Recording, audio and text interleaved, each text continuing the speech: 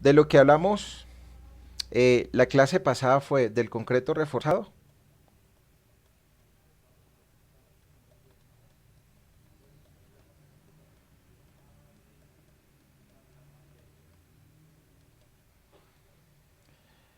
Y acá nosotros hablamos del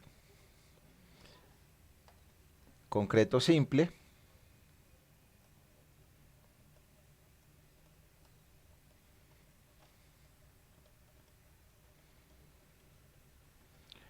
Y de ese concreto simple entonces hablábamos de su composición.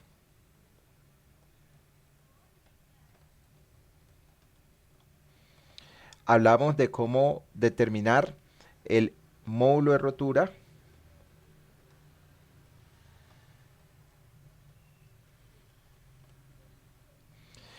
Y hablamos de cómo determinar experimentalmente el módulo de elasticidad.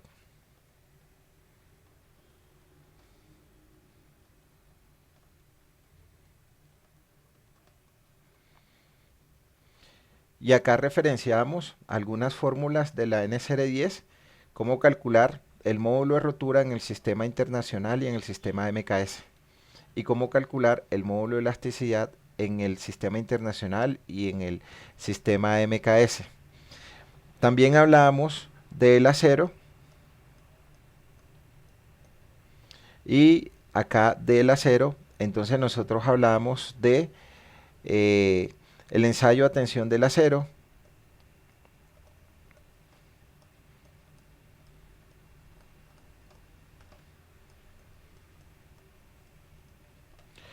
Mencionábamos que la propiedad más importante era el FY, que se denominaba esfuerzo de fluencia, y que la norma establecía que mínimo debe tener un valor de 420 megapascales o 60.000 psi o 420 kilogramos fuerza sobre centímetros cuadrados, y describíamos una tabla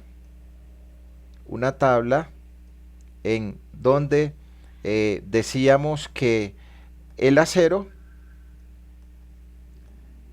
se expresaba en números. Entonces, desde la número 2 hasta la número 18. Y cuando decíamos que era un número, pues simplemente lo que estábamos diciendo que una barra número 2 era una barra que tenía de diámetro 2 pulgadas, 2 octavos de pulgada. Y si decíamos que era una barra número 3, que era una barra que tenía 3 octavos de pulgada, y así sucesivamente, entonces por acá hacíamos la conversión en milímetros,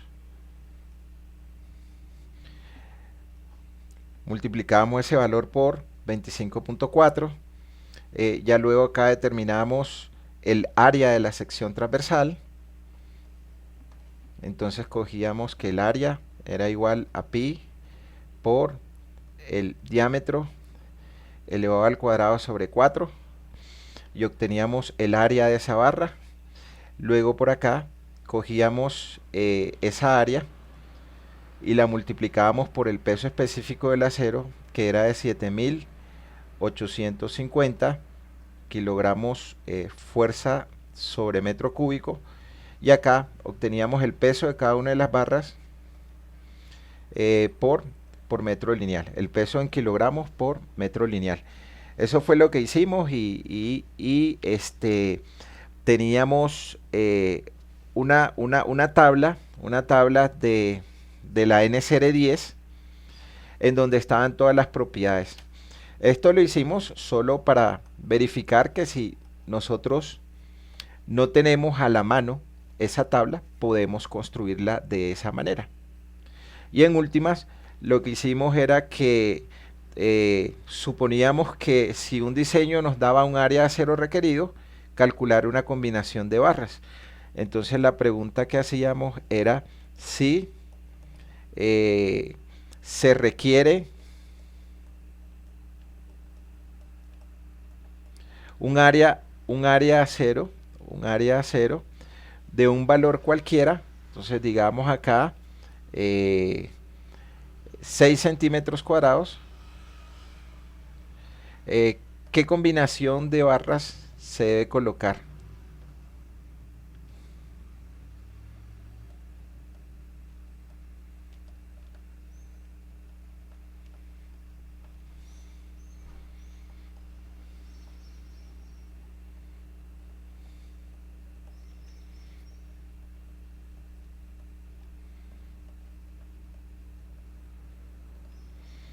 Y mencionábamos que siempre el acero a colocar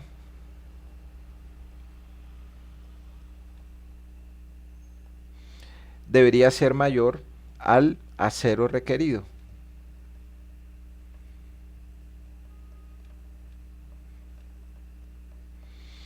Y simplemente lo que hacíamos era que buscábamos una combinación de áreas de esos aceros que nos sumen más de estos 6 centímetros requeridos. Entonces, por ejemplo, si usáramos barras de media pulgada,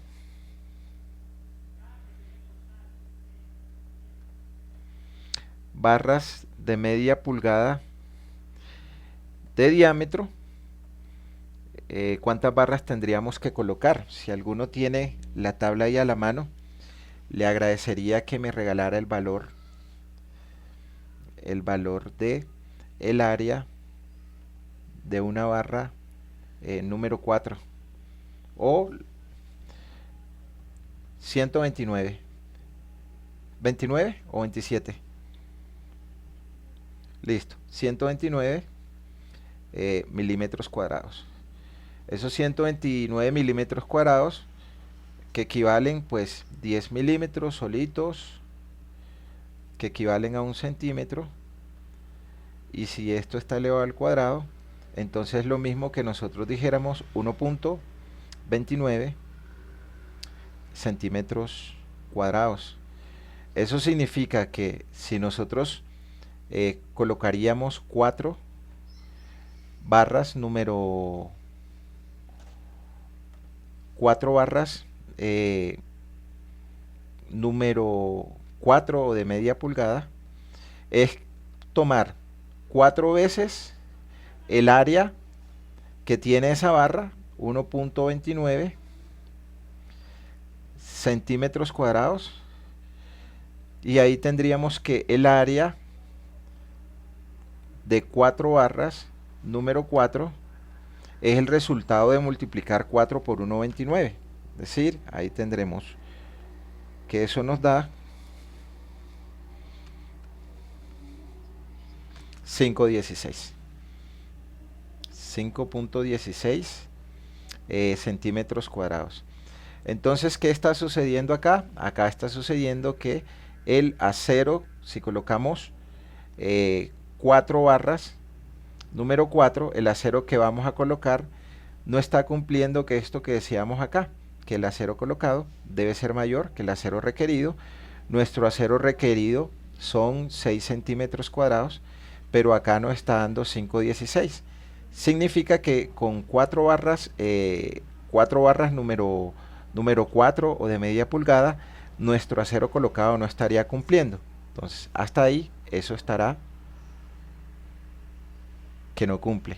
Si subimos una barra, entonces al colocar un área de acero de 5 número 4, simplemente es coger 5 veces el área que tienen la número 4, es 1.29 centímetros cuadrados,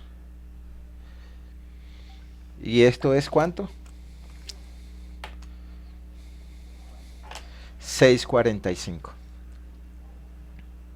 6,45 centímetros cuadrados. Entonces ya aquí estaría, acá estaría cumpliendo. Y en ese caso, entonces, el AS colocado es mayor. Acá tenemos 6.45, el acero que vamos a colocar es mayor que el acero colocado, 6 centímetros cuadrados. Entonces esa combinación estaría ok. Eso fue lo que revisamos hasta allí. ¿Preguntas, dudas ahí de esa parte? ¿Quién tiene?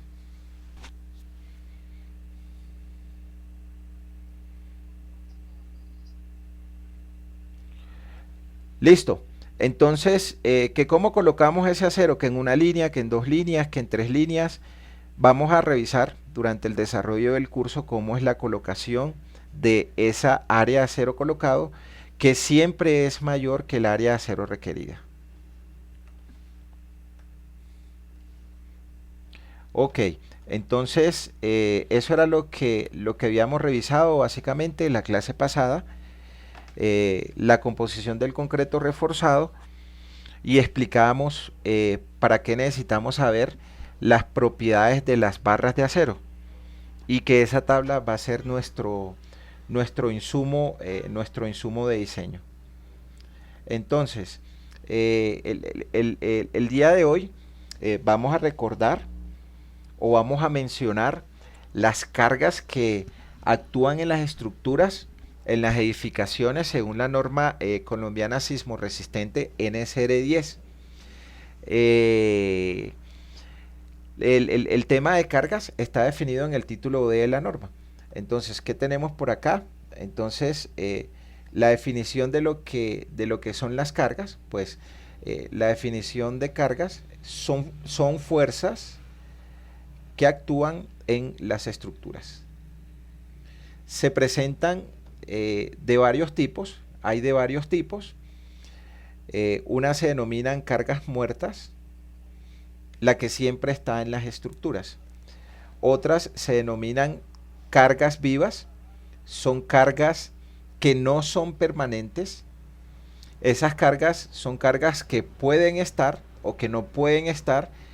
Por ejemplo, nosotros somos carga viva, estamos en una edificación y después no estamos, o los muebles son cargas vivas, son cargas que están y después no están, ¿sí?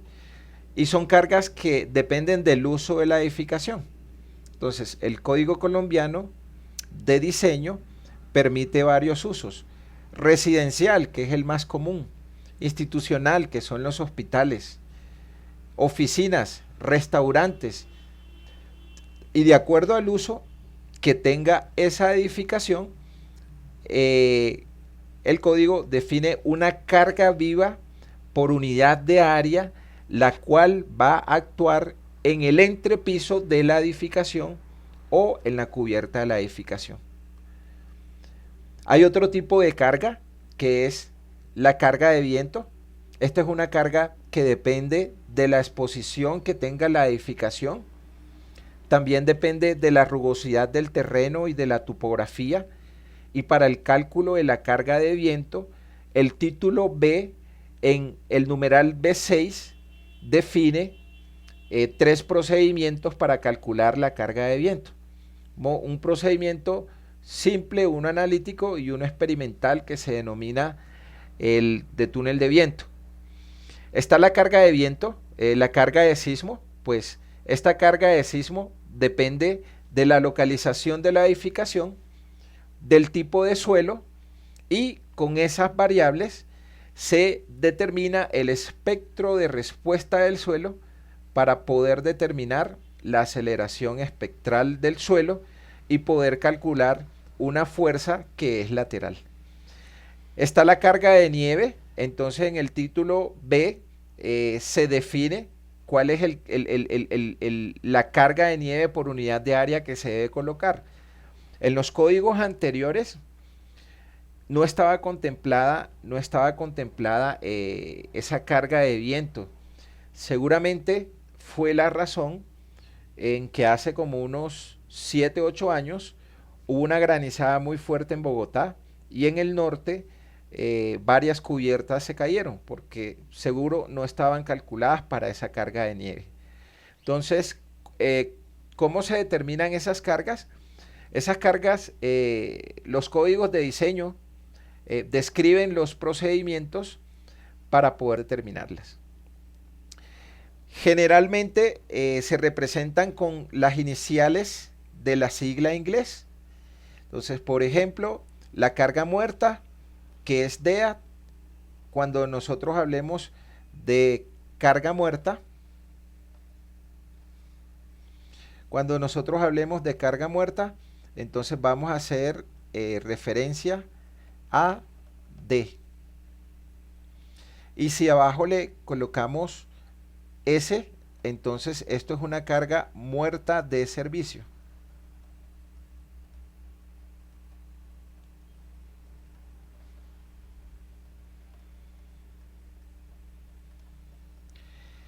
¿Qué es una carga de servicio? Pues una carga de servicio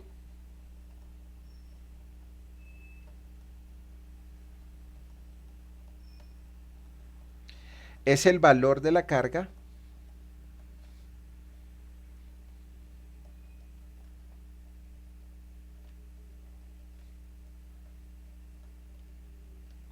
tal como actúa.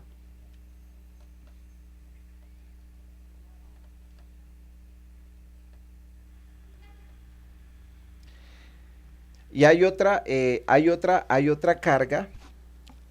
carga, es la carga última.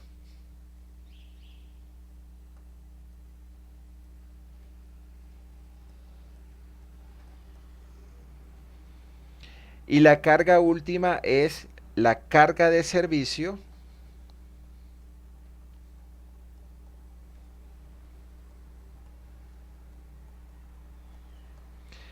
multiplicada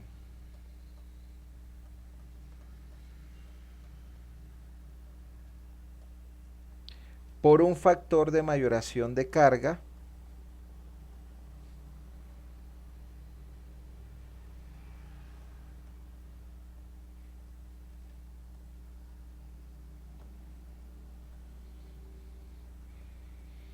que es un valor mayor o igual que la unidad.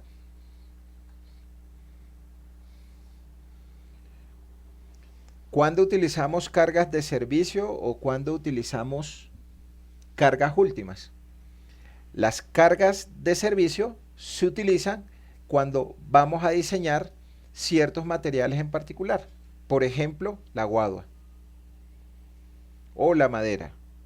Y las cargas últimas se diseñan cuando vamos a diseñar estructuras en acero, estructuras en concreto, simplemente pues una mayoración de carga que se hace, lo cual implica que nosotros estamos diseñando nuestras estructuras para un factor de seguridad. ¿Cómo así? Por ejemplo, si la carga de servicio muerta es igual a 1, nosotros utilizaremos la carga última mayorando esa carga de servicio. Coloquémosle unidad de fuerza, a esto coloquémosle 1 tonelada. El factor de mayoración es 1.2 multiplicado por 1 tonelada. Entonces mi carga última muerta mayorada es 1.2 toneladas. Mientras que mi carga de servicio es 1. Mi carga última es 1.2 toneladas. Entonces, ¿cuánto es el factor de seguridad de cargas? Nosotros tendremos, ya sabemos que el factor de seguridad es la carga última dividido sobre la carga admisible o de servicio. Para ese caso, nosotros tendremos un factor de seguridad, carga última en este ejemplo 1.2 sobre carga de servicio 1. Entonces tendremos un factor de seguridad igual a 1.2. O sea, estamos calculando para mayor carga de la que realmente está actuando. Ahora, ¿cuándo utilizo las cargas últimas o las cargas de servicio? Las cargas de servicio se utilizan para el diseño por el método elástico. Entonces hay dos métodos de diseño. Un método elástico o de esfuerzos admisibles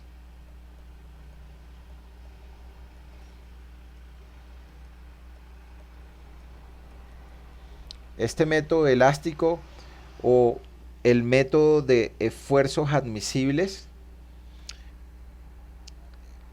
se diseña con cargas de servicio.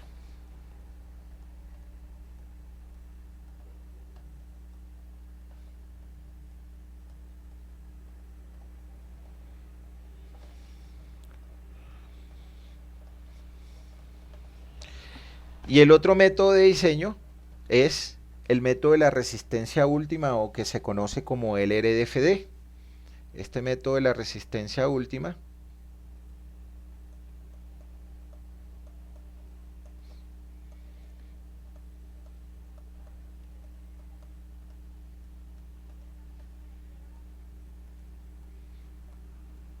cuando nosotros vamos a diseñar tendremos que utilizar cargas últimas.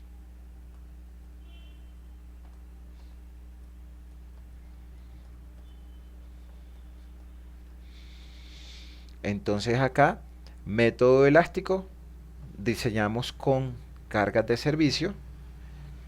Método de la resistencia última, diseñamos con cargas últimas. Hasta allí, preguntas, dudas, ¿quién tiene? ¿Están viendo bien mi pantalla? ¿Ven bien lo que estoy escribiendo en la pantalla?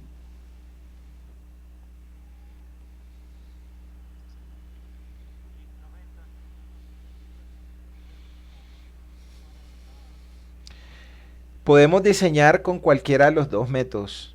Está el método elástico de esfuerzos admisibles o el método de la resistencia última. Pero el método elástico solo aplica para diseño de vigas. O sea, nosotros podemos diseñar una viga en concreto reforzado por el método elástico o por el método de la resistencia última. Pero ya los otros elementos como columnas, zapatas, deben diseñarse por el método de la resistencia última. Solo vigas pueden diseñarse por los dos métodos, método elástico y método de la resistencia última. Ok, entonces carga muerta decía que DEA, su sigla inglés se representa con D. Está la carga viva, live, su inicial es L, o sea que se representa con L. La carga de viento, wind, es decir que su inicial es W. Entonces generalmente las cargas que actúan en las edificaciones se representan con la primera letra inicial de su traducción inglesa. ¿Sí?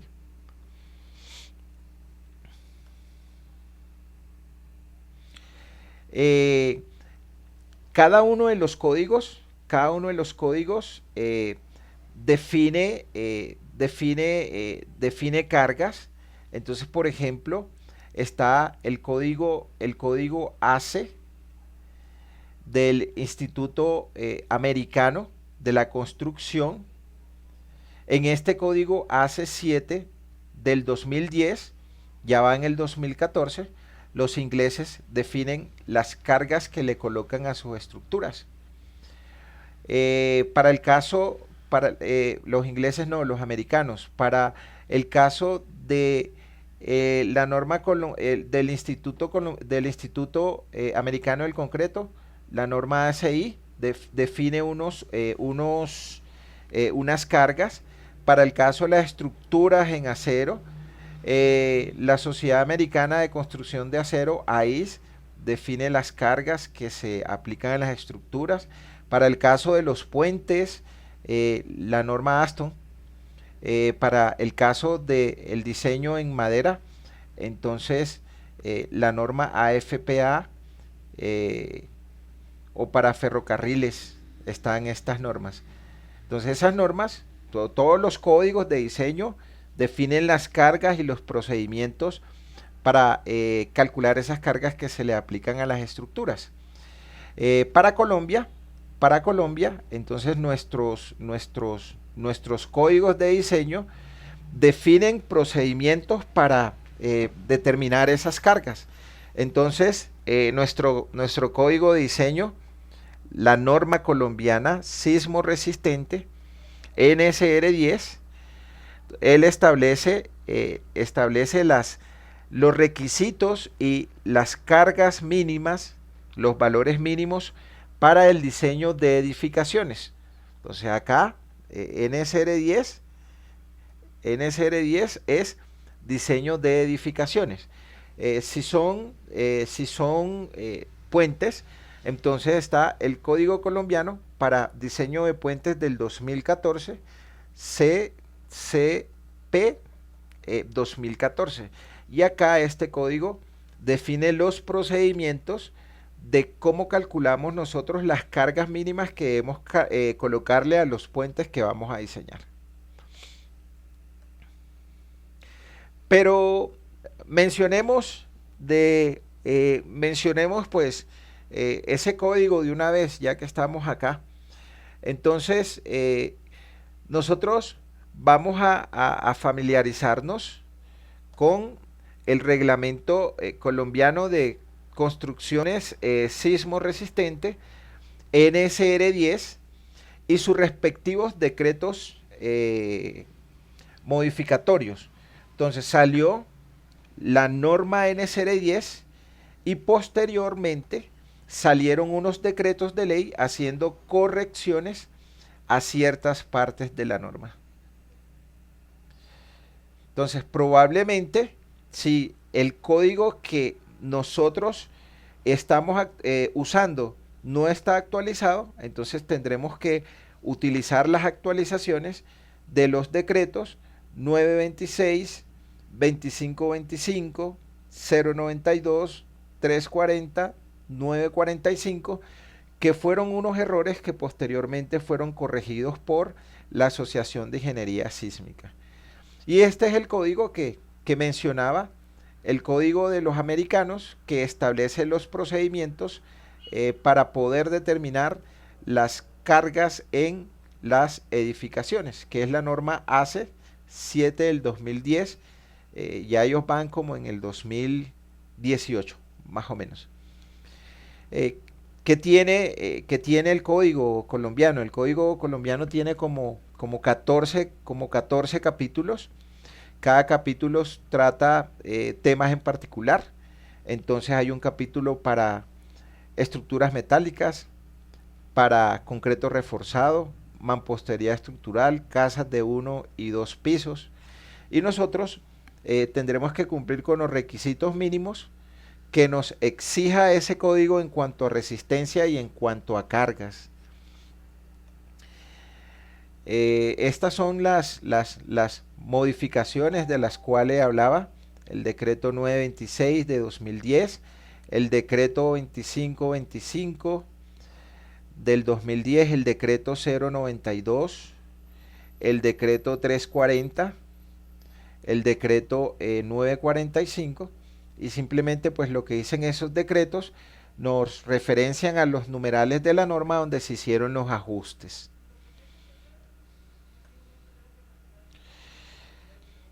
Capítulos de la NSR10. Entonces acá está nuestro capítulo A. ¿De qué habla nuestro capítulo A? De los requisitos generales de diseño y de construcciones sismoresistentes. Cómo calcular las fuerzas sísmicas en las edificaciones, cuáles son las zonas de amenaza sísmica que tienen las diferentes ciudades capitales y las ciudades que no son capitales. A sub A, A sub B, unas variables que se llaman F sub A y F sub B, que más adelante pues vamos a explicar. También define diferentes procedimientos para que nosotros calculemos las fuerzas sísmicas. Entonces está el procedimiento fuerza horizontal equivalente, dinámico, en fin, ya lo revisamos en detalle. El segundo apartado o el segundo título de la norma es el título B. Entonces en ese título B se definen las cargas mínimas que van a actuar en las edificaciones. Entonces ahí está el procedimiento para calcular cargas muertas, cargas vivas, cargas de viento, todas las cargas que aplican en las edificaciones. En el que nosotros nos vamos a concentrar es en el título C, que es el concreto estructural. Entonces aquí define los procedimientos de los diseños de los elementos que conforman las estructuras. Entonces, cuáles son los requisitos para que nosotros diseñemos losas de entrepiso, macizas, en una, en dos direcciones, las dimensiones mínimas que deben tener las viguetas, las cuantías, las dimensiones mínimas que deben tener las columnas, las cuantías, los aceros transversales, estribos, etcétera. La parte D, que es mampostería estructural, todos los requisitos de mampostería estructural. El título E, que es el título de para el diseño de viviendas de 1 y 2 pisos. El título F, ese título F ya tiene que ver con el diseño de estructuras metálicas. El título G, que son las estructuras en madera y guadua. El título H, lo que tiene que ver con geotecnia, cuáles son los requisitos que se deben cumplir para los estudios de suelo, cuántos apiques se deben realizar. El título I, que es supervisión técnica. Entonces, ¿cuál es el área mínima que debe tener una edificación para que sea necesario hacerle una interventoría externa? El título J, que son requisitos de protección contra incendios, y el título K, que ya tiene que ver con requisitos complementarios y son requisitos arquitectónicos con los cuales deben cumplir nuestras estructuras, pendientes de escalera, alturas de los pasos de las escaleras, distancias entre puertas, etcétera, etcétera. Esos son todos los capítulos que tiene nuestra norma. Lo mencionaba, nosotros nos concentraremos básicamente en estos tres: título A, requisitos generales; título B, cargas; y título C, concreto estructural.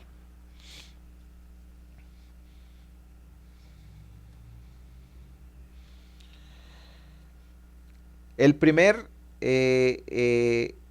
bueno, ya lo mencionaba, acá está repetido, pues que las cargas simplemente son fuerzas actuantes en las estructuras, y las cargas mínimas que deben considerarse en el diseño de edificaciones, según la NCR 10, son las que se muestran acá. Entonces, la primera, carga muerta, la norma la representa como D; la carga viva, la norma la representa como L; la carga de sismo, la norma la representa como E; la carga de viento, W; cargas de empuje de tierra o de fluido, que son cargas laterales, H; cargas por presión de fluidos en los tanques, F; cargas por cambios de temperatura. Generalmente en los diseños estructurales no se tienen en cuenta estas cargas, pero son cargas que pueden producir fisuras en el concreto por los cambios de temperatura. Otras cargas vivas, entonces en la cubierta hay unas cargas vivas que son cargas vivas de cubierta. Recordemos que las cargas vivas son cargas que no son permanentes. Entonces, dentro de esas cargas vivas de la cubierta tenemos la carga de granizo. No es una carga que es permanente, porque el granizo no está todo el tiempo, solamente cuando hay nieve. La carga viva sobre la cubierta, entonces la norma recomienda un valor mínimo de carga viva de la cubierta. Entonces nosotros tenemos, voy a hacer un esquema acá de un pórtico de 2 pisos. Entonces, en esos 2 pisos, nosotros tenemos un entrepiso, este primer piso acá, piso 1, el segundo piso 2.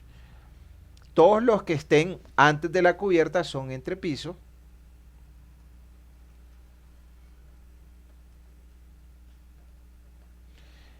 Y el último es la cubierta.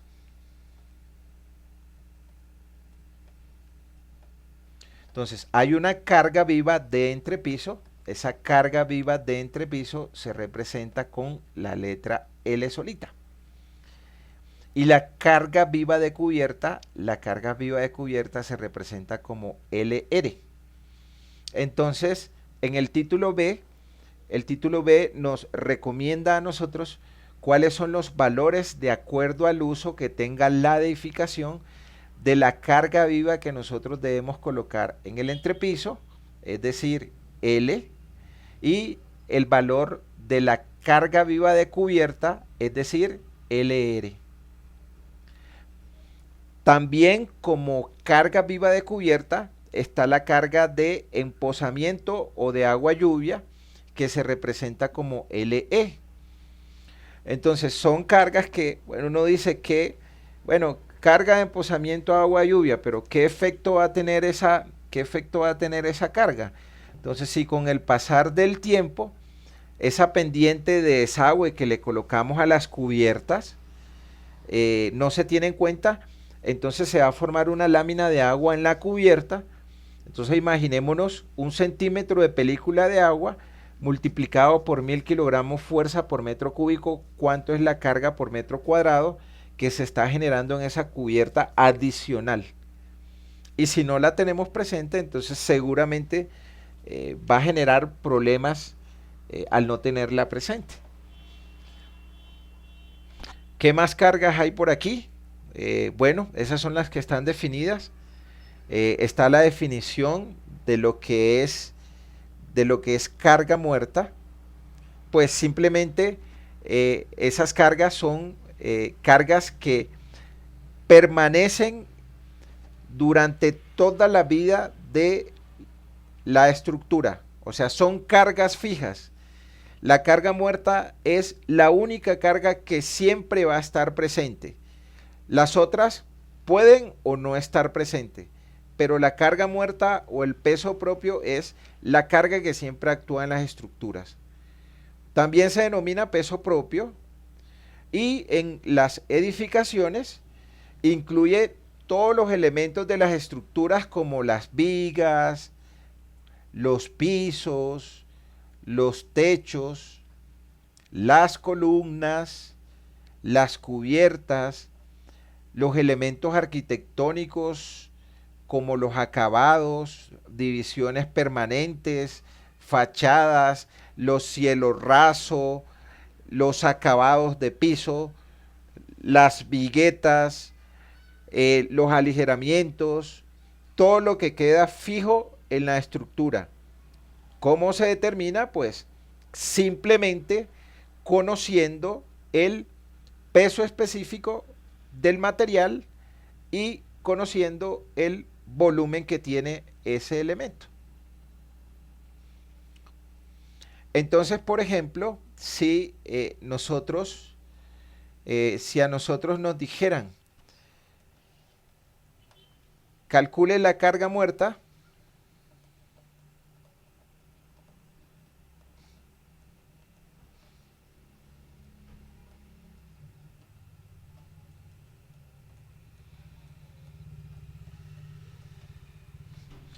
de una columna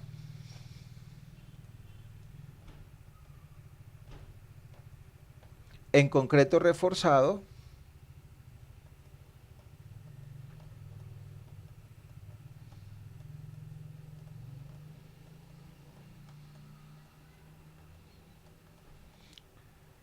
de 0.4 metros por 0.4 metros por 3 metros. Entonces tenemos nuestra columna.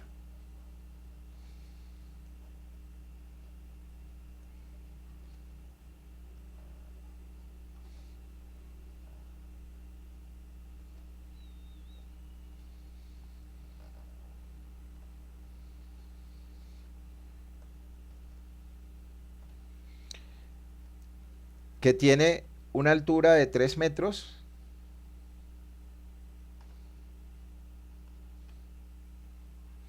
y que tiene una sección transversal de 0.4 metros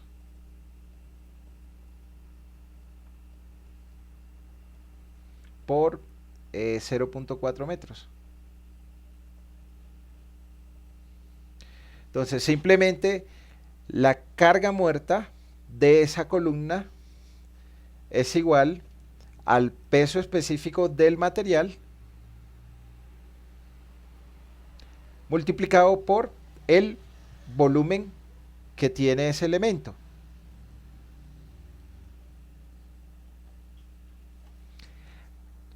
Es decir, que el peso específico del material que estamos utilizando es concreto reforzado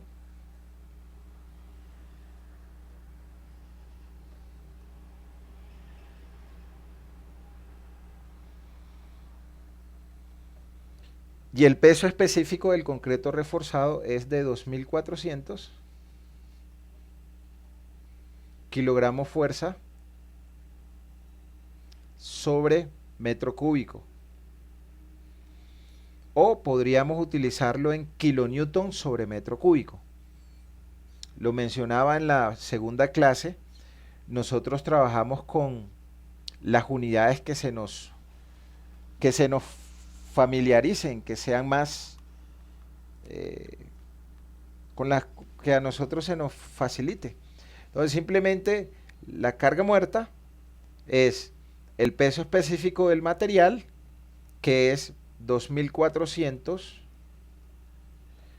kilogramos fuerza sobre metro cúbico, y el área de un volumen, el volumen de un elemento es su área, entonces una sección transversal que tiene esta columna, entonces tiene un área cuadrada, punto 4 por punto 4 su área, aquí tenemos punto 4 metros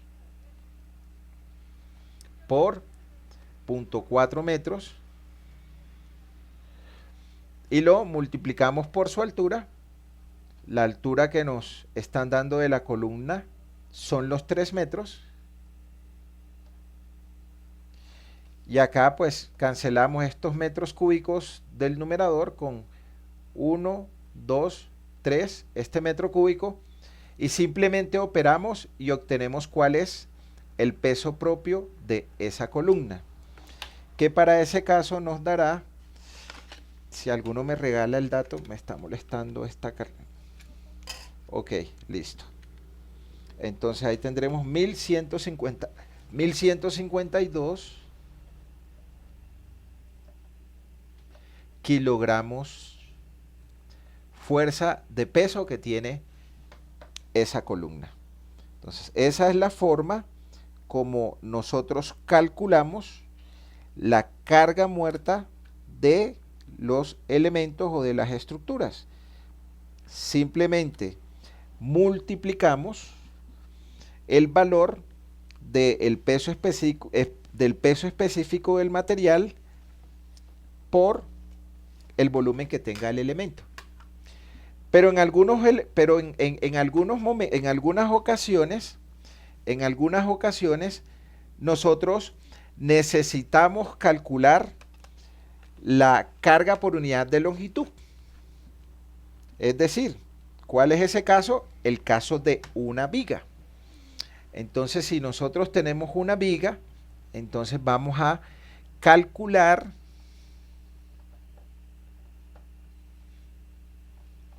la carga por unidad de longitud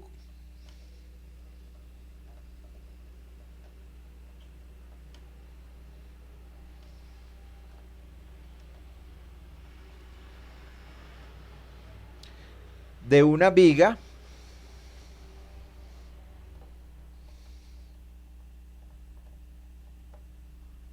con una longitud igual a 5 metros y sección transversal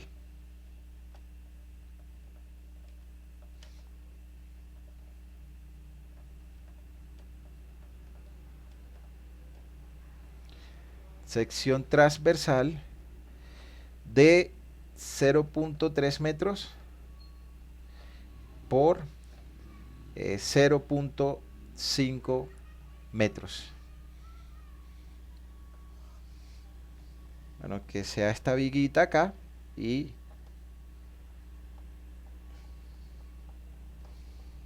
esa viguita que tiene una longitud L, ya sabemos que es de 5 metros, y que su sección transversal tiene un B por H, donde el B para el caso de esa viga es 0.3 y el H es 0.5, y nosotros necesitamos saber cuánto es la carga muerta de esa viga por unidad de longitud.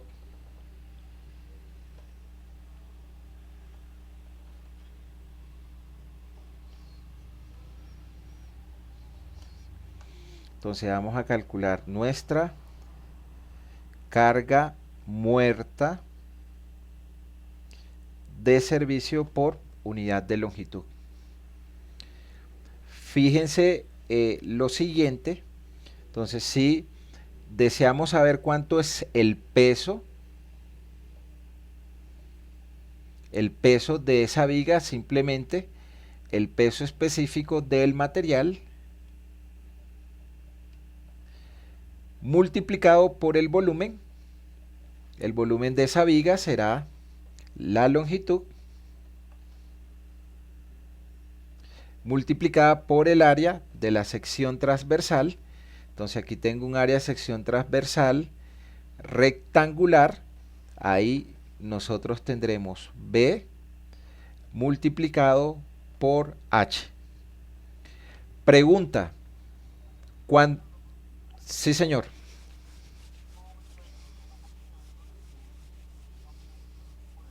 Correcto, correcto. Pregunta. Aquí tengo, si acá acabo de tener carga puntual. Si deseo saber la carga por unidad de longitud, ya lo decía el compañero, entonces si deseo saber mi carga por unidad de longitud, simplemente lo divido entre la longitud. Cojo mi peso, el peso específico de mi material, que está multiplicado por el volumen, L, multiplicado por B, multiplicado por H, y como es mi carga por unidad de longitud, lo divido entre L, y es lo que decía el compañero. Si nosotros queremos saber la carga por unidad de longitud, simplemente multiplicamos el peso específico del material, multiplicado por el área. Al reemplazar los valores, el peso por unidad de longitud, entonces aquí tendremos, vamos a asumir que la viga sigue siendo de concreto reforzado, entonces aquí tendremos 2400 kilogramos fuerza sobre metro cúbico, multiplicado por el área que tiene mi sección transversal. Entonces esa área que tiene mi sección transversal, entonces aquí tengo un B de 0.3 metros y tengo un H de 0.5 metros. Multiplicamos por 0.3 metros y la altura que tiene esa viga es de 0.5 metros. Entonces acá tendremos, gracias Sebastián, tendremos una carga muerta de servicio de 360 kilogramos fuerza sobre metros.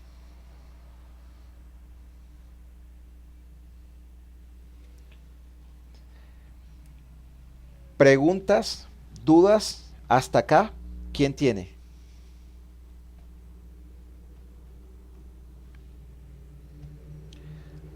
Si deseamos saber cuánto es nuestra carga por unidad de área, que será, por ejemplo, el caso de losas de entrepiso. Entonces, si tenemos una losa de entrepiso, pues la carga que actúa en la losa de entrepiso es una carga por unidad de área. La carga que actúa en las vigas son cargas de intensidad uniforme o cargas puntuales que son las reacciones de otras vigas o otras viguetas que se están apoyando en esa viga. Si tenemos una losa de entrepiso, por ejemplo, entonces si tenemos una losa de entrepiso, entonces digamos que nosotros tengamos una losa de entrepiso, entonces esta losa de entrepiso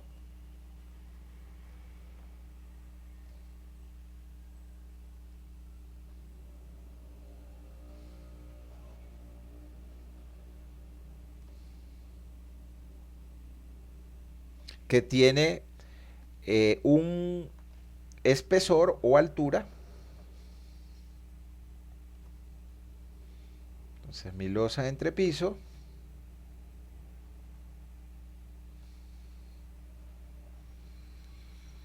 que tenga un espesor o altura y que tenga un largo y un ancho.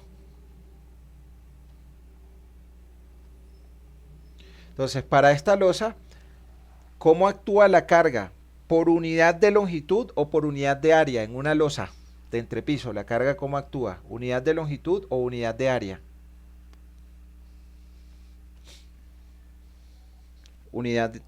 Por unidad de área, está actuando en toda esta área, ¿no? La carga que actúa aquí es por unidad de área. Entonces, si yo quiero saber cuál es mi carga muerta por unidad de área, lo que hago es que multiplico el peso específico del material. El peso total será el espesor multiplicado por la longitud multiplicado por el ancho. Y si quiero saber cuánto es la carga por unidad de área, entonces divido en el área en que se va a distribuir esa fuerza. La fuerza se va a distribuir en un área de L por B. Y acá entonces nosotros cancelamos nuestro L, nuestro B, y obtenemos que si deseamos saber la carga por unidad de área en una losa de entrepiso, pues simplemente es el peso específico del material multiplicado por el espesor o la altura que tenga esa losa de entrepiso.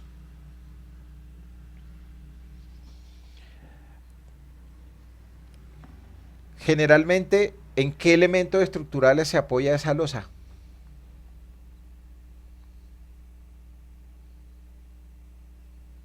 Las losas de entrepiso, ¿en qué elementos estructurales se apoyan? ¿O a qué elementos? ¿Cómo? Correcto, entonces si es una losa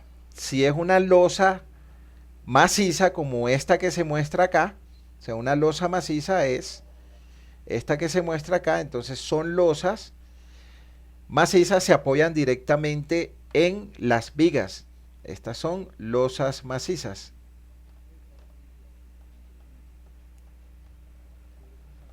Entonces, estas se apoyan en las vigas. Entonces, esto puede tener vigas acá, en este sentido. Puede tener vigas acá y vigas en el otro sentido. Entonces, las losas pueden apoyarse en una dirección o en dos direcciones. ¿Qué es una o dos direcciones? Pues hacemos referencia al plano. Entonces significa que por acá tendremos nuestro plano X y por acá tendremos nuestro plano Y. Entonces significa que la losa se apoya tanto en las vigas del eje X como en las vigas del eje Y. Si se apoya en las dos direcciones. Es decir, que estoy transmitiendo mi carga a las vigas que estén en la dirección X, que para este caso sería una viga acá, y para las vigas que estén colocadas acá en este lado. Entonces el proceso de transmisión de carga en dos direcciones. Si el proceso de transmisión de carga es en una dirección, significa que mi losa se apoya solamente en una dirección, pero en la otra no. Es decir, que se apoyen solamente en la dirección X acá y acá, o que solamente se apoyen en la dirección Y acá y acá, pero no puede apoyarse en las dos. Entonces vamos a tener losas macizas que se pueden diseñar en una dirección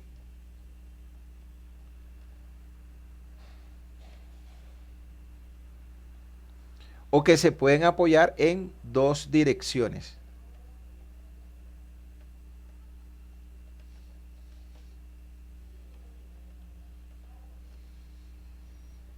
El proceso de transmisión de carga, como es, se realiza por algo que son longitudes aferentes. Entonces, para una dirección se realiza con longitudes aferentes.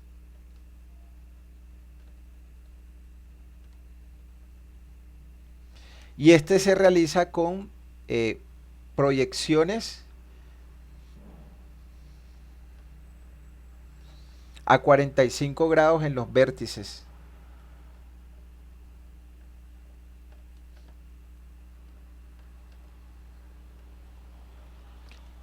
Creo que más adelante hay un problema planteado. Las otras losas son las losas aligeradas.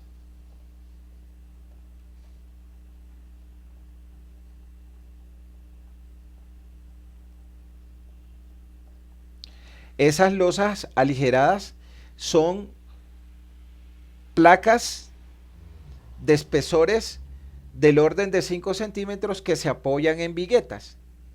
¿Cuál es la diferencia que hay entre una vigueta y una viga? El ancho. Las viguetas generalmente tienen anchos entre 10 y 15 centímetros. Las vigas tienen anchos entre 20 y 30 centímetros, dependiendo de la zona amenaza sísmica para la cual nosotros vamos a diseñar esa viga. Y la norma en el título C21 nos da las dimensiones mínimas que nosotros debemos colocarle a los elementos estructurales.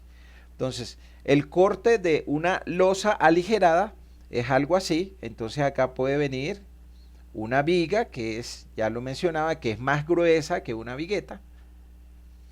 Viene una placa maciza de espesor mayor o igual de 5 centímetros o 4.5 centímetros, que es el valor mínimo que establece la norma. Y luego vienen acá las viguetas, que son más angostas que las vigas. Luego vienen acá viguetas. Luego viene acá vigueta.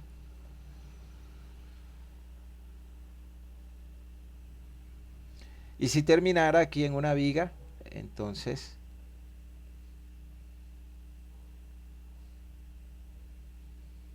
esto tiene unas vigas de borde. Interiormente tiene unas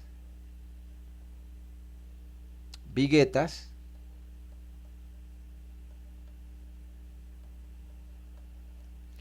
Y en estos vacíos que están acá se colocan unos elementos que se llaman aligeramientos. Entonces, esos aligeramientos lo que hacen es disminuir el peso de la losa entre pisos. Y esos aligeramientos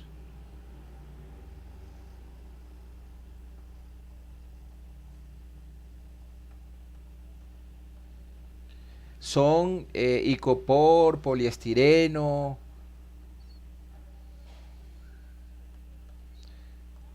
el icopor, que es el mismo poliestireno, casetones de guadua,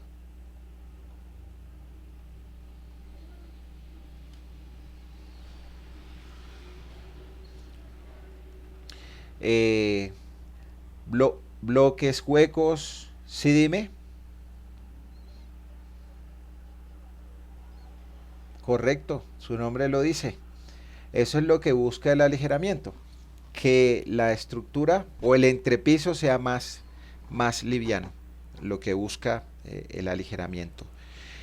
Entonces, ¿con cuál nos quedamos? Con cualquiera de los dos, con el que nos cumpla, pero eso va a depender de las luces que nosotros estemos soportando. Entonces, la norma nos da unas relaciones para definir qué tipo de losa de entrepiso vamos a utilizar, las cuales las definiremos más adelante. Entonces, acá en las losas aligeradas, la carga pasa. Entonces, la carga va de la siguiente manera. Va de la loseta. Señalemos acá cuál es la loseta. La loseta es la placa maciza. Entonces, acá está mi placa maciza. Una plaquita mínimo de 5 centímetros o 4.5 centímetros. Entonces, esta carga de esta loseta, este elemento se llama loseta.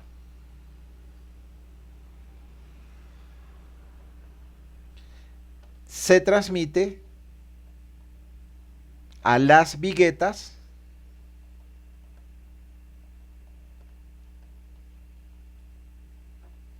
y las viguetas la transmiten a las vigas y continúa el recorrido. Las vigas las transmiten a la columna o al elemento en que se esté apoyando y luego esto pasa a la zapata o cimentación superficial y luego esto pasa a los pilotes si tenemos una cimentación profunda. Proceso de transmisión de carga. En la placa maciza, el salto va directamente de la loseta, no tiene viguetas, a las vigas. ¿Sí? Entonces, si ustedes se dan cuenta, esta sección transversal de mi losa maciza no tiene viguetas, entonces ella viene y pasa directamente a las vigas. Pero si mi losa es aligerada, entonces primero viene de una placa maciza que se llama loseta a la vigueta y la vigueta transmite a la viga y continúa columna, zapata, pilote. Hasta allí, preguntas, dudas, ¿quién tiene?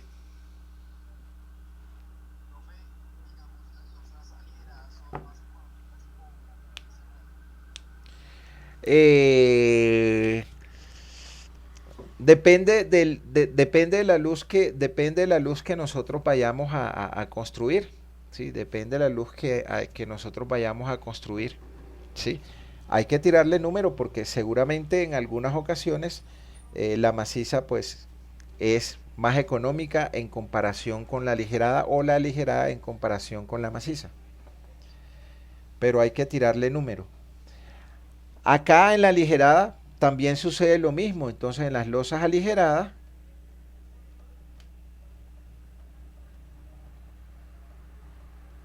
nosotros podemos diseñarlas en una o en dos direcciones. Entonces, en una dirección o podemos diseñarla en dos direcciones. Ya sabemos que en dos direcciones la carga se transmiten a vigas que están en la dirección X y a vigas que están en la dirección Y. O en una dirección solo se transmiten a las vigas que están en la dirección X, más en la dirección Y, más no en la dirección X. O solo se transmiten en la dirección X, más no en las vigas que están en la dirección Y.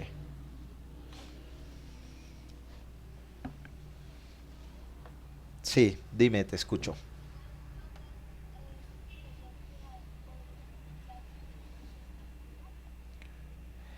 Sí, claro, solo que si yo estoy distribuyendo una carga en dos vigas, ¿sí? Si estoy distribuyendo una carga en dos vigas, ¿cómo quedan más cargadas las vigas? ¿Cuando las distribuyo en dos vigas o cuando las distribuyo en las cuatro vigas? ¿Cuáles quedan más cargadas?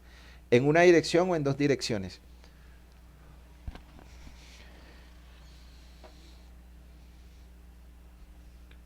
En una quedan más cargadas.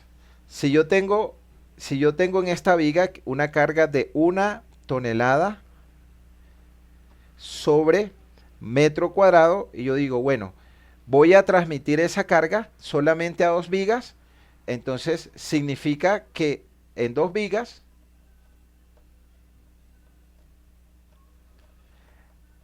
a cada una de las vigas se me va a ir 0.5 toneladas de metro cuadrado de esa losa de entrepiso. Aquí estoy diciendo que estoy transmitiendo la carga en una dirección.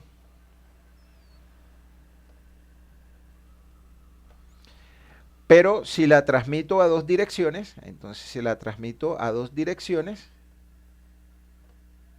estoy transmitiendo la carga a 4 vigas,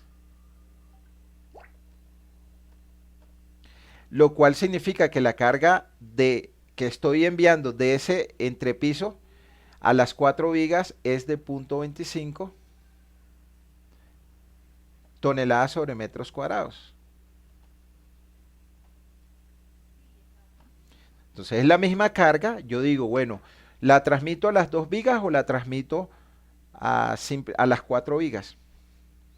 No tengo problema, la puedo transmitir a las 2 o a las 4.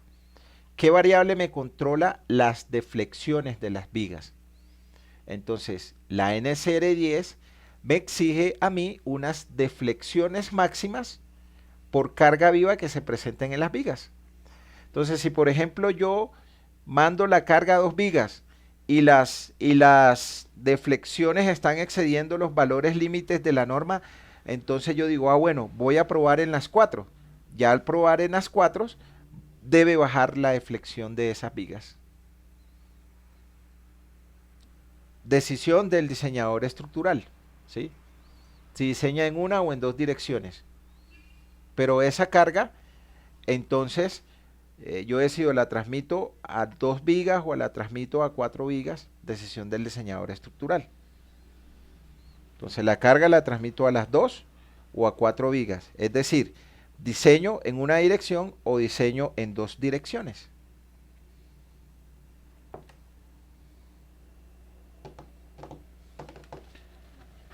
Sí.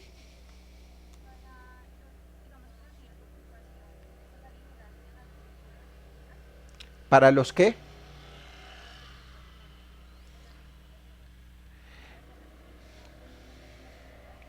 Gener no, no tiene restricción. La restricción es la deflexión que se presente y la relación entre luz larga y luz corta, ¿sí? Entonces, si hay una relación entre luz larga y luz corta, mayor que 2 o menor que 2, la norma recomienda diseñar en una o en dos direcciones. Lo importante es que yo cumpla con mis deflexiones, ¿sí? Después que no exceda mis deflexiones por cargas vivas, estoy ok. La norma da muchas recomendaciones, ¿sí? Y también da restricciones, ¿sí? Ok, entonces esas son mis cargas muertas. Y el proceso de transmisión de cargas muertas, ¿no? Entonces, en losas de entrepiso, carga muerta por unidad de área.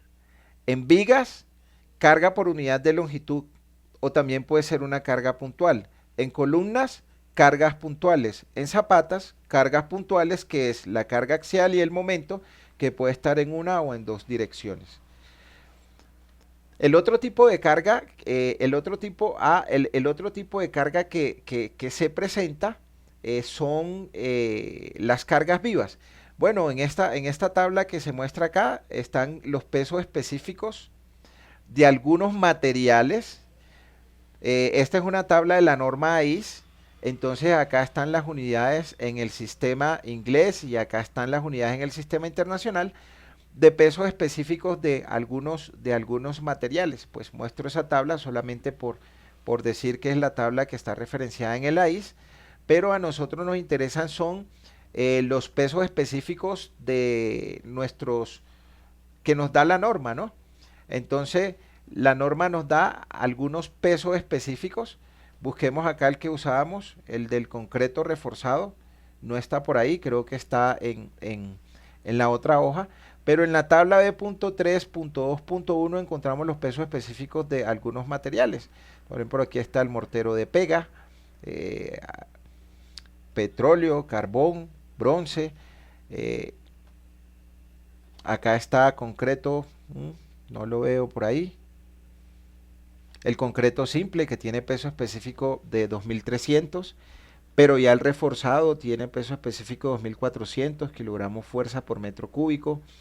eh, Algunos pesos específicos de madera, de mampostería. Bueno, estos son como los que generalmente utilizamos en estructuras, pero si hay algún proveedor de un material, el proveedor nos dice a nosotros, mire, el peso específico de ese piso es de tantos kilogramos fuerza por metro cúbico.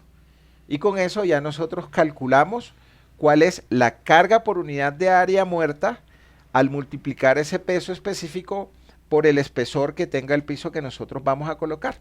Y ya revisamos un ejemplo.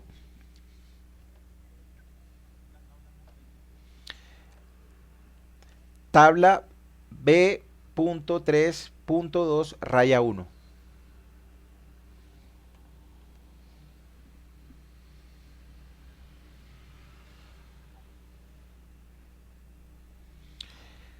Eh, Hay algunos valores mínimos por unidad de área, pues que están definidos. Entonces nos dice una vez cuánto es la carga por unidad de área que tiene un piso, que tiene la madera.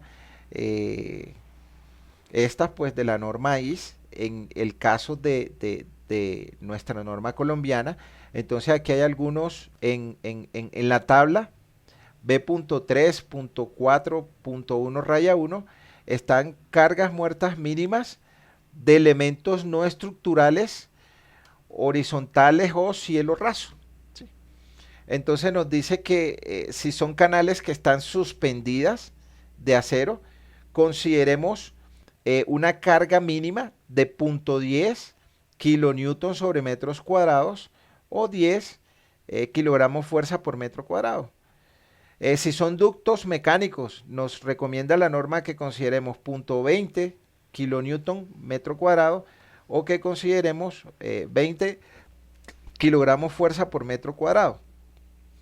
Si son tableros de yeso, entonces nos dice que consideremos 0.008 kilonewton sobre metros cuadrados por milímetro de espesor. O que consideremos 8 kilogramos fuerza por metro cuadrado por centímetro de espesor.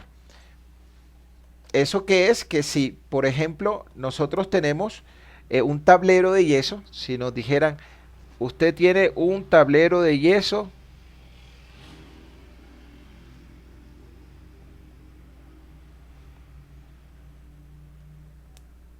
no sé qué espesores pueden tener los tableros de yeso de cielo raso. ¿Un centímetro, 2 centímetros? Un centímetro, digamos que un centímetro, ¿sí? O sea, un centímetro de espesor. Entonces, ¿cuánto es la carga de ese tablero de yeso? Esa carga es de 8 kilogramos fuerzas metro cuadrado por centímetro. Si mi cielo raso tiene un espesor de 1 centímetro y es de yeso, entonces multiplico esto por 1 centímetro y simplemente pues cancelo las unidades y acá tendremos que ese cielo raso de yeso de 1 centímetro de espesor tendrá un peso de 8 kilogramos fuerza por metro cuadrado.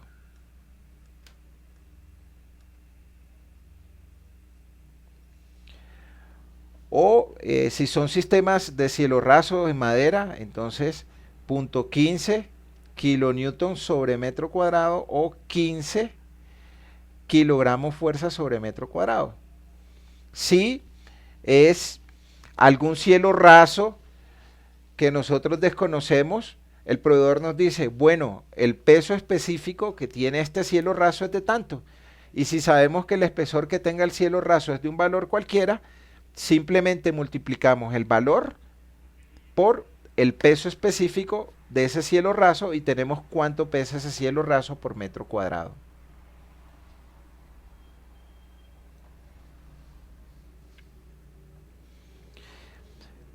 Preguntas, ¿Dudas hasta acá?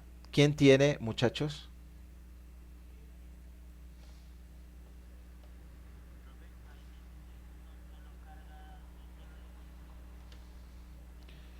Cor-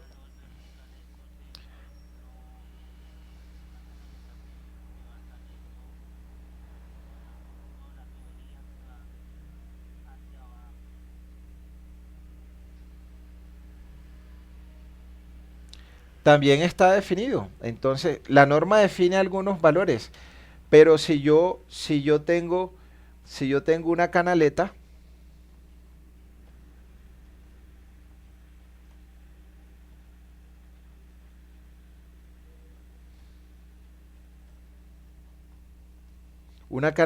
pues en su posición horizontal, pues yo simplemente si deseo saber cuánto es su peso por unidad de área, por unidad de longitud, entonces yo tomo el área que tiene la sección de la canaleta y la multiplico por el peso específico, pues del acero si la canaleta es en acero, y ahí lo que calculo es la carga por unidad de longitud de esa canaleta. O si deseo saber cuál es el peso de esa canaleta, entonces simplemente la multiplico pues el volumen multiplicado por el peso específico del acero y la carga actuará en el centro de gravedad de esa canaleta. Si está en posición vertical, entonces puedo calcular su peso. Pero de igual manera, la norma da unas cargas para elementos en posición vertical. Entonces acá en el numeral 341 acá nos da las cargas muertas mínimas de elementos no estructurales horizontales. Como por ejemplo los rellenos de pisos. ¿Sí? ¿Cuánto es relleno de piso? Pues si lo hacemos en arena, entonces acá hay algunos valores por milímetro de espesor. Entonces dice que 15 kilogramos fuerza centímetros cuadrados por centímetro de espesor. O si es concreto escoria, o si es concreto piedra, o si es concreto ligero. Entonces, por ejemplo, si nosotros tuviésemos un concreto con peso específico de 2400, pues yo lo multiplico. Fíjense, nos va a dar un valor muy parecido acá. Entonces, si nosotros sabemos que el peso específico del concreto simple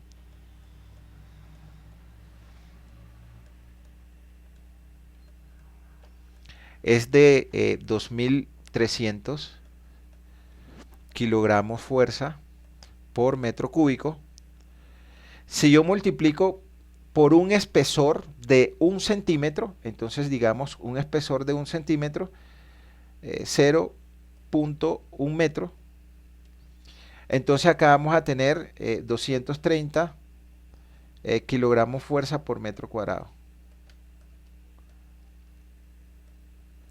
¿Sí? Si yo tomo este valor eh, y lo multiplico por 1 centímetro de espesor, tengo acá 25 kilogramos centímetro cuadrado, es concreto de piedra. 1 centímetro, aquí es 1 centímetro, son 0.01. Está dando el valor como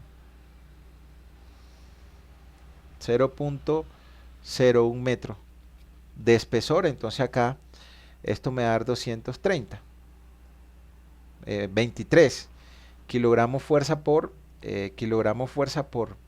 metro cuadrado. Entonces si esto lo multiplico por 1 centímetro, este acá me va a dar 25 kilogramos fuerza por metro cuadrado.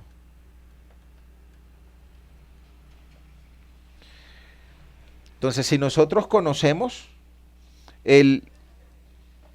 las dimensiones del elemento y el peso específico del material, nosotros podemos determinar el peso total de ese volumen, la carga por unidad de área de ese volumen, la carga por unidad de longitud de ese volumen. bueno, lo que nosotros necesitemos para poder hacer los respectivos cálculos. Entonces, estas son algunas cargas mínimas, o sea, son valores que recomienda la norma, pero vuelvo y repito, si nosotros conocemos los pesos específicos de los materiales, podemos calcular los pesos que nosotros deseemos y que necesitemos para el cálculo. También hay más cargas, entonces acá aparecen en la tabla de punto 3, 4.1 raya 3, entonces acá aparecen cargas muertas mínimas de elementos no estructurales horizontales, es decir, de pisos. Entonces, si tenemos un acabado de piso en concreto, acá está una carga de 0.02 kilonewton por metro cuadrado por milímetro de espesor, o en kilogramos fuerza sobre metro cuadrado por centímetro de espesor. Si, por ejemplo, nos dicen el piso que vamos a colocar en el entrepiso es de mármol y mortero sobre concreto agregado pétreo, entonces la norma nos dice que ese piso tiene un peso por unidad de área de 1.60 kilonewton sobre metros cuadrados, o que tiene 160 kilogramos fuerza por metro cuadrado. O si es pizarra, la norma nos dice, bueno, utilice 0.03 por milímetro, kilonewton metro cuadrado, o cualquiera de estos pisos que está acá. Leemos el valor de la carga muerta por unidad de área que actúa en la losa.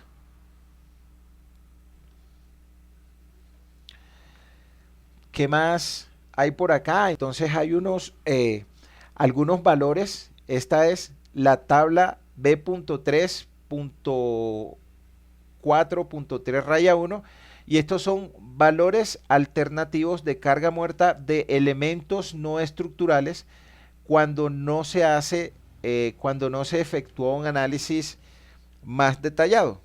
Y acá se está hablando de muros divisorios. Entonces, el arquitecto viene y dice, coloquemos muros divisorios en nuestra planta. Nosotros tenemos nuestra planta. Y el hombre comienza a hacer la distribución. De muros divisorios. Viene acá, y si esta fuese nuestra planta, entonces el hombre viene y dice, bueno, por acá que estén en nuestras columnas. Supongamos que para esta planta tenemos 4 columnas y que tengamos unas vigas que van a soportar la carga de entrepiso. Entonces el arquitecto viene y dice, hágame un favor, colóquele acá un muro divisorio a esto, y colóquele un muro divisorio a esto. Por acá coloque una puertica para que esto sea el cuarto 1. Y de este lado, entonces venga ahí, coloque por favor un muro divisorio acá, un muro divisorio acá, y a esto colóquele una puertica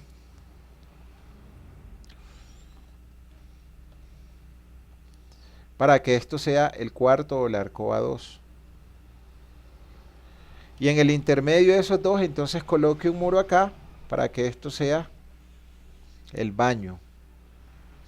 Y comienza a colocar muros divisorios en todas partes, ¿sí? Que son muros no estructurales. Entonces, ¿qué es un análisis detallado? El análisis detallado es que nosotros calculamos el peso de todos esos muros por unidad de área. Entonces, si acá tenemos un muro 1, y acá tenemos un muro 2, y acá tenemos un muro 3, y por acá tenemos un muro 4, en una losa de entrepiso que tenga una longitud y un ancho, nosotros podemos hacer un análisis detallado de esa losa de entrepiso. Entonces tendremos el peso total de los muros divisorios,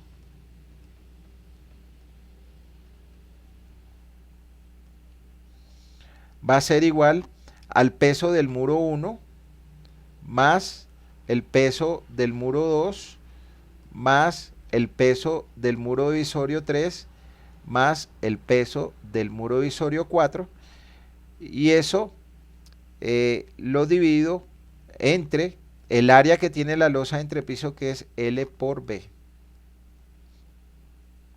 Pues solamente lo va a hacer para un piso, entonces, para un muro.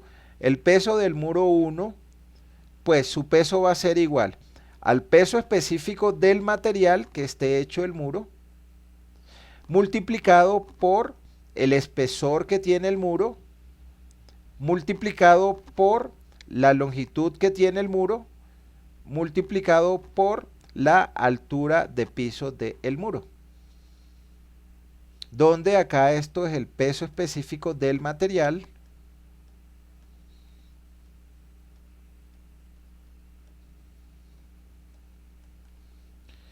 es el espesor del muro,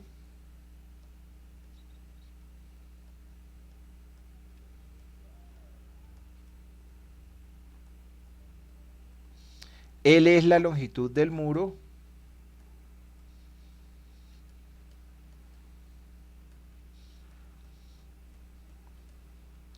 y HP es la altura de piso.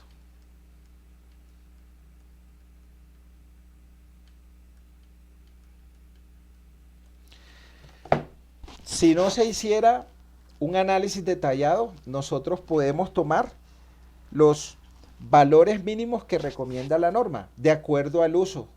Entonces, por ejemplo, si es de comercio, nos dice la norma, el uso de la edificación es de comercio, entonces nos dice la norma, en los entrepisos coloque 1.5 kilonewton sobre metro cuadrado como carga de elementos no estructurales o muros divisorios, o coloque 150 kilogramos fuerza sobre metros cuadrados. Y en la cubierta coloque 1.4 kilonewton sobre metros cuadrados, o coloque 140 kilogramos fuerza sobre metro cuadrado. O si son salones de clase, entonces dice la norma, coloque en el entrepiso 2 kilonewton sobre metros cuadrados y en la cubierta 1.5 si va a trabajar la carga de muros no estructurales en kilonewton sobre metros cuadrados. O hago un análisis detallado. Si no se hace el análisis detallado, es decir que si yo cojo y calculo el peso de este muro, el peso de este muro divisorio, el de este muro divisorio, el de este muro divisorio, el de este muro divisorio, sumo el peso de todos los muros y lo divido entre el área del entrepiso, eso es un análisis detallado. Cuando se hace un análisis detallado, se coloca en el plano estructural que se hizo un análisis detallado. Es decir, que se calculó el peso de los muros divisorios que están apoyándose en la losa de entrepiso. Pero si no se hace ese análisis detallado, nosotros podemos colocar los valores que recomienda la norma en el título B.3.4.3 raya 1.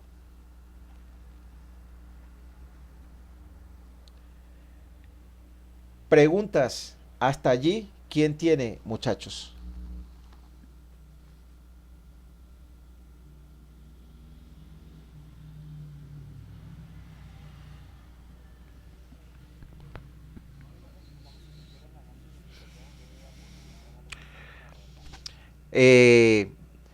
Sí, da muy similar, pero generalmente da más bajo, como del 60-70% del valor que está en la tabla. Pero debe dar muy similar. Pero generalmente da más bajo.